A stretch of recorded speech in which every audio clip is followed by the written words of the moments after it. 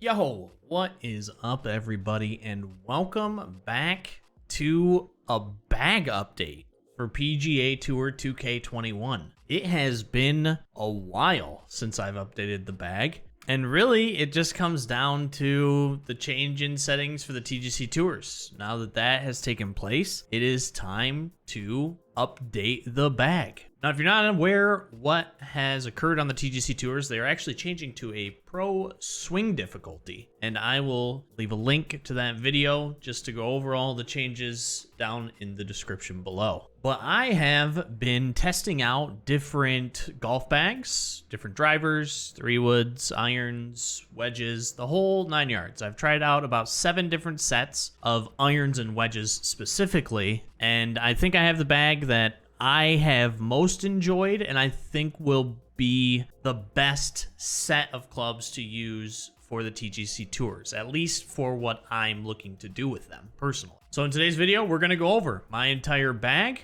give you just a little bit of a inside my mind, like what I was thinking when I was creating the bag and why I think it's going to be the best for tournaments moving into Season 8 for the TGC Tours. So overall, this is the entire bag that I am going to be using moving forward. Now, will it change maybe sometimes for some tournaments? Yeah, it could, depending on if there's like a huge gap somewhere. But this is what I have settled on for my entire bag. And we're gonna go over, these decisions step by step right now. And we are going to start off with, I didn't change it. The driver's been the same. It's the Titleist TSI 3. It's just the big boy distance. That's all you're going to want to do with Pro Swing. It's a lot easier to, hit perfects or gray fasts or gray slows. For me, didn't even care about anything else. I just wanted max distance. So I did max distance. I did 11 degrees. So I'm getting the most that I possibly can down the fairway on every drive. You can also use the Bridgestone if you want, just because it is the same distance. You can use the Bridgestone Tour B JGR if you'd like as well. It's the same exact club attributes wise. So whichever one you prefer, either the Titleist or the Bridgestone Golf, just use one of those because they give you the most distance. So for my woods, I chose the Callaway Maverick Max. Now the reason that I chose this club in particular is because purely the distance control for the 3-wood. Now, with my setup, I don't carry, 4-wood, 5-wood. I don't carry any of those. I go straight from a 3-wood to a 3-iron. Now that we're playing on pro difficulty, I'm going to rely on that distance control, maybe hitting the 3-wood 85%, 90%. I'm going to rely on that a lot more now instead of, messing with loft or anything of that nature. So I wanted distance control to make sure that my distance was dialed in at all times, because distance control just gives you a much better sweet spot for that perfect distance on your backswing. And taking that extra distance control, honestly, you don't lose too much yardage either from what I was using. And I was using the Mizuno ST200.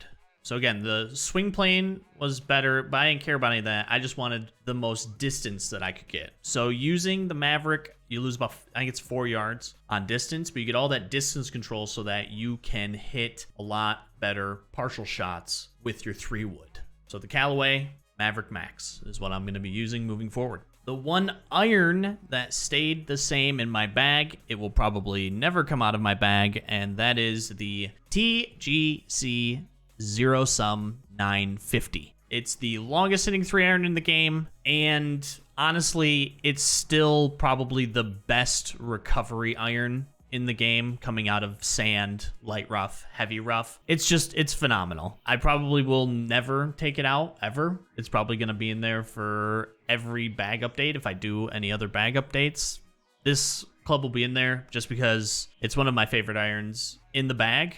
On Master, I definitely wasn't the best with it because forgiveness is awfully low, but when I did connect, the thing flew like an absolute monster. So for the 3-iron, I'm keeping the TGC Zero Sum 950 in there. Now for the remainder of my irons, for irons 4 through 9, I'm going with the same set that I did with my 3-wood, the Callaway Maverick Maxes. So the main reason why I'm choosing the Callaway Maverick Maxes is purely based on shot shaping. So shot shaping allows you to shape the ball more, like draws, fades, but it also allows you to spin the ball more, which is very, very important, especially on the higher tours in the TGC tours, because we're going to be getting some firms, we're going to be getting some very firm, probably greens, and being able to spin the ball more helps in everything on the course. With the tours moving down to pro swing,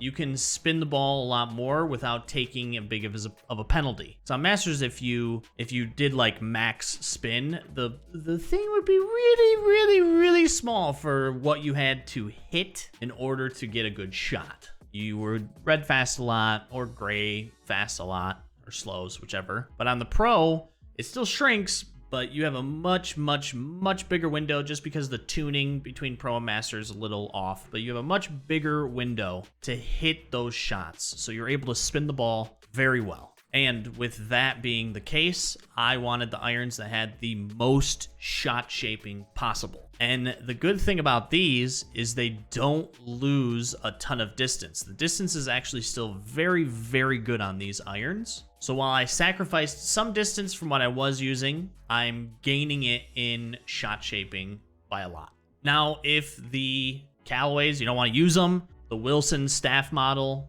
is also its like counterpart. It's the same exact attributes, but it's just Wilson. If you want to use Wilsons, you have that option as well. And then finally, for my wedges, I'm sure you can probably see a theme at this point in time, but I am using for my wedges the Bridgestone Tour BXW1s. And as you can see by the attributes, the reason why I'm doing this is shot shaping. Shot shaping. I want to be able to spin the ball or remove spin from the ball as best as I can, because with the pro setting now, it is a lot easier to do lofting, de-lofting, spinning, removing spin. It's just a lot easier to hit better shots with spin. So sticking to that motto that I put forth for this new bag, I am sticking with full shot shaping on these wedges. And just like the last wedges, you can use the Wilson staff models as well.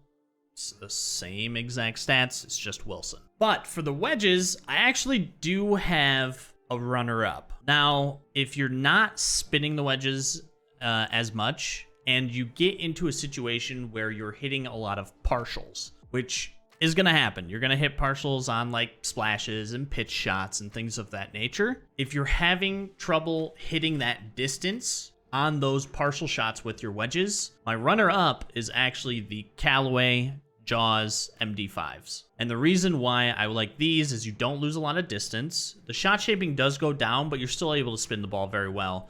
But it gives you a huge boost to distance control and a boost to forgiveness. So if you're having problems with those partials, with all of them, with your wedges, then get something that gives you a lot more distance control. That way you can get that backswing power. You get a bigger sweet spot for that backswing power so that you hit those partials a lot better. So the one runner-up I have right here, the Callaway Jaws MD5s.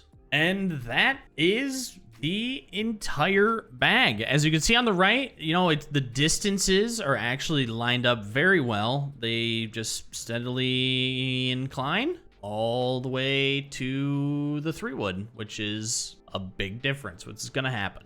You'll notice a difference between my last bags or prior bags that I've used is the 3-iron and 4-iron. There was a big difference between those two before, but I have evened that out now since we're taking a little bit more distance with our irons than what I was in the past. But this gives you a good steady incline. There's not a whole lot of partial full shots that you're going to be doing out on the course because this usually you can get with lofting, de-lofting, and then adding spin or removing spin. The big thing is going to be the 3-wood. If you find that you have issues in between 3-wood and 3-iron hitting those partial 3-woods, I would suggest probably taking out the 3-iron and putting in like a 5-wood to kind of bridge that gap a little bit more for you. And honestly, that's it. Short and sweet. But that's the updated bag. I put in pretty close to 30 rounds while I was testing all of this out. Some of them were partial rounds, just like going out there and hitting them and seeing how I liked them, and if I didn't, just kind of like moving on. But I put in a little bit of legwork to see which ones I enjoyed the most, and this bag I thought worked best for me. Hopefully, if you do decide to try this bag out, hopefully it works the best for you. But that is all she wrote for today's video. Thank you so much for stopping by. If you made it this far and you enjoyed this video, make sure to leave a like on the video. Think about subscribing to the channel too, and turning on notifications if you haven't yet. We're posting 4 videos a week here. We have some NBA content that just started up and will continue to come out as well. More PGA content coming along with the TGC tours. I'm going to hop back into that, at least for a few rounds, see how I enjoy it. So yeah, content train rolling on. But thank you so much for giving me your time today and watching the video. I hope you have a great rest of your morning, afternoon, or evening, wherever you are in the world. I will catch you on the next one.